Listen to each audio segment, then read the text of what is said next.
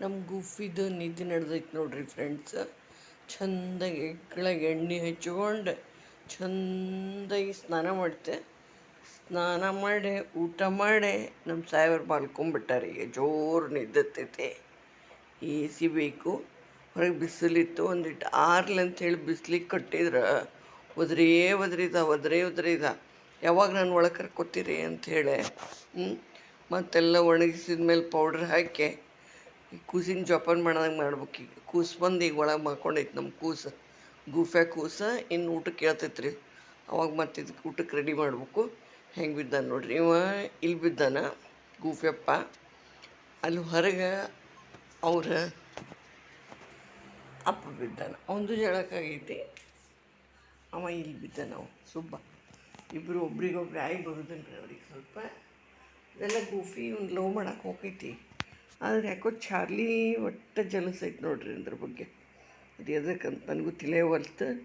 ನಾವು ಇದಕ್ಕೆ ಜೋಡಾಕೈತಿ ಒಂದಾಗೈತಿ ಅಂತಂದ್ರೆ ಇವ ಒಟ್ಟು ಅದು ಪ್ರೀತಿ ಪಡಕ್ಕೆ ಬರ್ತೈತಿ. ಇವ ಮಾರಿ ತಿರುಗಿಸ್ಕೊಂಡು ಹೋಗ್ತಾನ.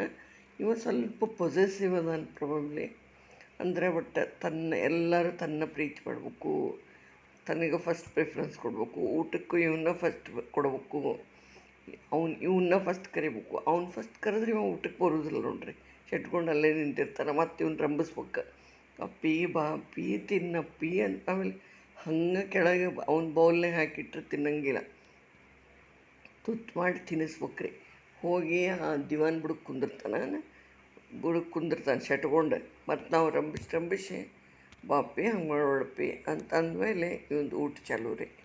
ಮತ್ತು ಇವಂಗೇನೈತಿ ಅವ್ರ ಡ್ಯಾಡಿ ಕೋಲ್ಡ್ ವಾಟರ್ ಫ್ರಿಜ್ನಾಗ ತುಂಬಿ ಇಡ್ತಾರೆ ರೀ. ಇಬ್ರಿಗೂ ತಣ್ಣ ನೀರು ಬೇಕು. ಇವ ಕುಡಿದ ಬೌಲ್ನಾಗ ಅವ ಕುಡಿಯೋಂಗಿಲ್ಲ, ಅವ ಕುಡಿದ ಬೌಲ್ನಾಗ ಇವ ಕುಡಿಯೋಂಗಿಲ್ಲ. ಆ್ಯಕ್ಚುಲಿ ಗೂಫಿ ಏನು ಹಂಗಿಲ್ಲ, ಇವ ಹಂಗದಾನ.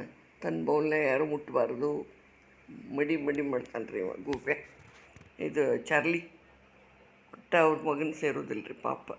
ಇದು ಎಲ್ಲ ಚೆಂದಾಗಿ ಜಳಕ ಮಾಡಿ ಇರೋದ ಬೆಳಗೈತ್ರಿ. ಕ್ಲೀನಾಗಿ ಸ್ನಾನ ಮಾಡ್ತಾರೆ ಅವ್ರ ಡ್ಯಾಡಿ. ಸ್ನಾನ ಮಾಡಿ ನಾ ಪೌಡ್ರ್ ಹಾಕಿನಿ. ಬಿಸಿಲಿಗೆ ನಿಲ್ಲಕ್ಕಾಗಂಗಿಲ್ಲ, ಒಳಗೆ ಓಡಿ ಬಂದು ಮುಕ್ಕೊಂಡವ್ರಿ.